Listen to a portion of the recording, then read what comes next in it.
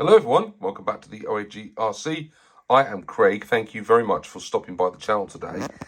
I've got the M05 back out on the bench. It's time to start putting it back together again. We're not going to be using this body shell, which has seen quite a lot of love.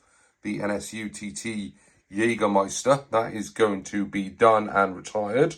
We are going to fix this back up again. We've got some oil-filled shocks somewhere, which are going to go back on it again. And we're going to sort out the bits and pieces that I've taken off, which somewhere in this box here. And then we're going to get a brand new body shell and hopefully mount it on top. So this is what we have to go on the M05RA.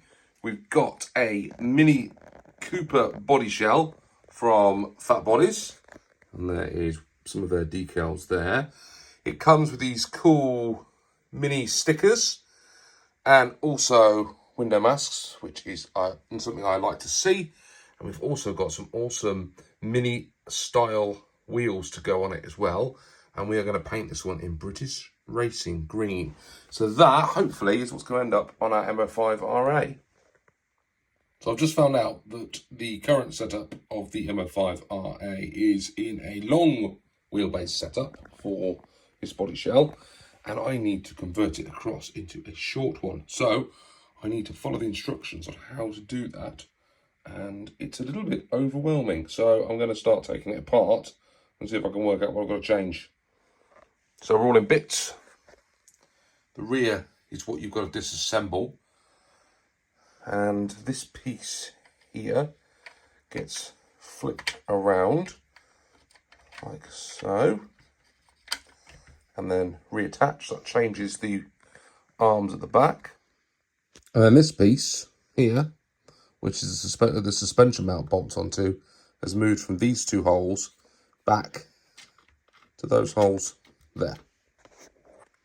I got so far and then realised that that shock damper mount does not go on there. I need to find a different one. I don't know where it is. Wish me luck. That moment where you're glad you kept all those random part sprues left. I've got the bit I need. I'm loving the way these new wheels look. Very, very, very snazzy. Right, let's get some suspension sorted out. So I've got the CVAs remounted and the wheels are now all on. Looks all right, doesn't it? I've noticed, for some reason, this back wheel, look, is sitting a little bit high off the ground, look at that. I haven't quite worked out what's going on there. I think it might be this rear suspension arm's a little bit stiff. Do you see? Look, it's a couple of mils off the ground. It's all right if I push it down, but it's sitting up off the ground. This side over here doesn't seem to do the same. It sits nice and flush, so there's something binding on this side that I'm going to have to go have a look at, because it's all right now, look. Just needs a look, doesn't it? But that's brilliant so far. What I've noticed with the body is this bit at the back is catching. You see that hangout there?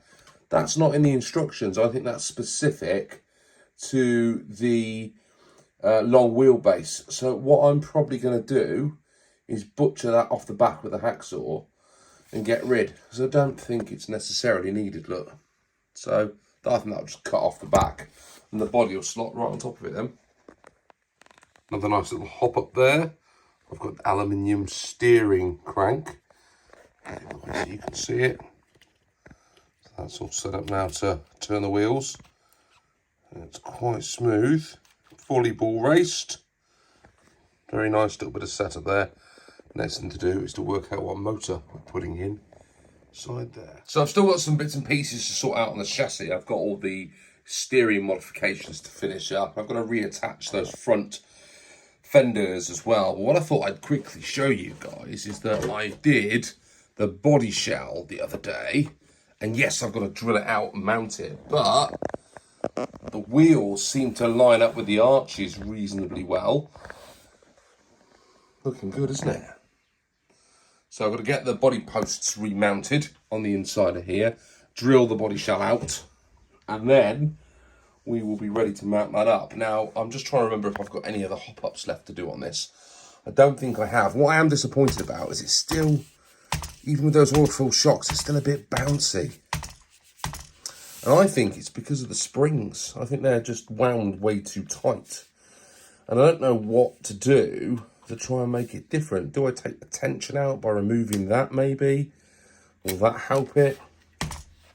Or will that just make it even more bouncy? You know, shouldn't really be doing this on the fly because it's not easy to do when you're trying to film it. Is it, Craig? Right, taking the collars out, try again. Actually, that might have made a little bit of difference. It's definitely a deader bounce now than it was before. So the front, still bouncing up. The back, a bit more of a dead now. So I might take those front collars out there and see if that does the same.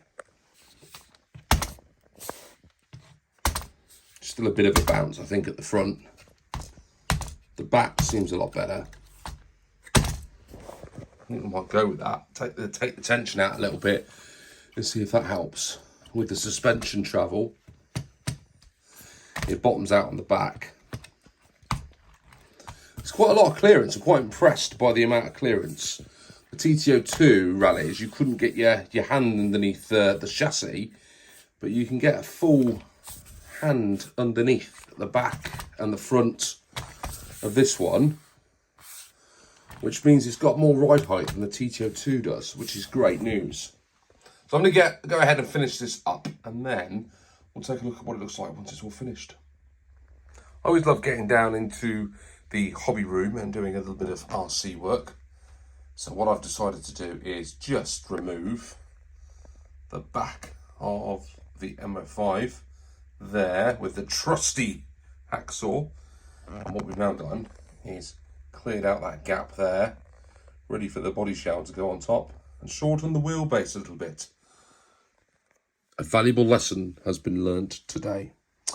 Make sure you drill the holes on your body shells before you paint them and check the measurements while it's still clear, because once you've painted it, it's very difficult to get it right. What I've done is slightly gone off centre on the front body posts. You see, that back ones aren't too bad. The front ones are not in line. So what I've got is a body that sort of hangs over this way slightly. And the problem with that is now the front wheel rubs against the body and I don't see how I can fix it. So this side's fine, this side not fine. And the rear here as well, because it's slightly twisted. The back corner here is catching the body on the front this side as well. The other side actually is clear, see? It's obviously got to be a bit lower, but it's really annoying, isn't it, when that happens, when you just should have taken an extra minute or two. The back sat nicely with that cut up piece here, so that comes down nicely, so that will sit perfect. There's the body shell. It looks great on it. I've just got those body posts in the wrong place, so a little bit of fettling now needed to get it all lined up.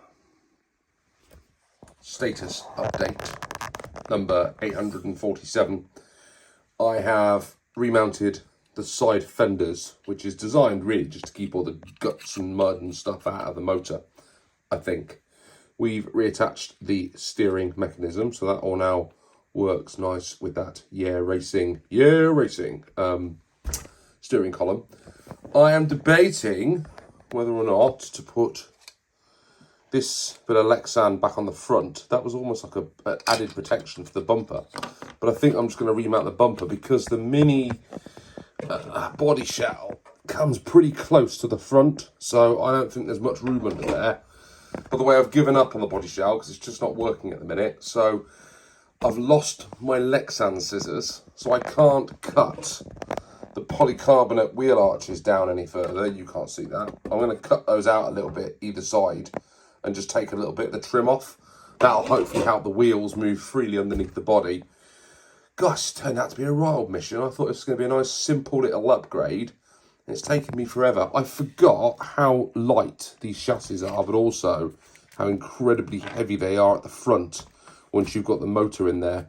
The battery pack is also quite forward mounted as well. So the weight distribution is right at the front end of this chassis, which should be good because it should handle quite nicely. But I am a bit concerned about how it's going to go over that jump on the Orchard Raceway. But it's quite a nice little stocky chassis, isn't it? Now I've taken that extra length out of it. Quite like it. I managed to work it out in the end, and the body shell still fits with that front bumper remounted.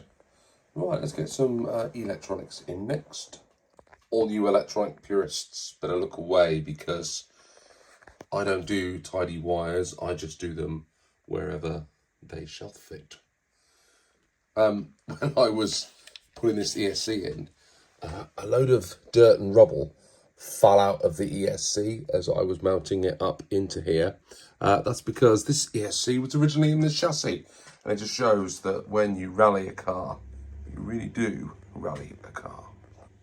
So after a little bit of faffing about with the electronics, we've got a car that is now running. I did have a little bit of a problem when I first switched it on. It tried to jump off the bench. I'm not entirely sure what I did wrong.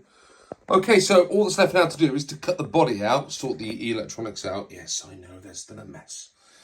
Mount up the body, and then we can take it out and have a little rip and see how it goes. I've just trued it up on the carpet in here, and it seems to be running pretty true.